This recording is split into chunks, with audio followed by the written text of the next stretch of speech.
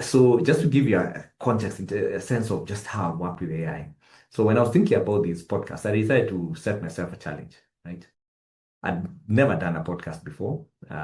I've listened to quite a number of podcasts. I've watched a number of times. So I said, okay, let me try and use AI to generate everything I'll need for this podcast, almost even to recording a bit.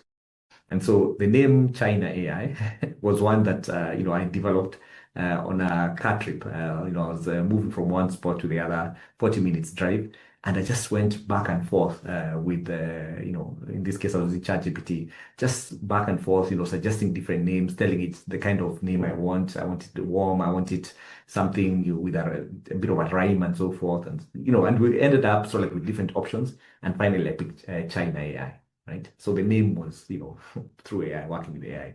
The logo that you're seeing in the background, and you're going to be seeing a lot, also developed using AI, right? The thinking process of how we're going to structure the podcast and how it's going to look like, same thing, right?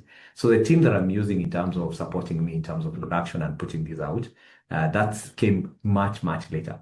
Right. And so this is just to give you a sense of just how powerful AI can be if you know what the limits are and if you sort of like use it with the right kind of mind frame. Because you need to have a certain mind frame to be able to get, very good output from AI. From AI. Yeah. So just to put it plainly, I don't think I would have been able to do this using AI, but it would have costed more. Probably would have taken much longer. But as I mentioned, I was able to move and iterate quite fast.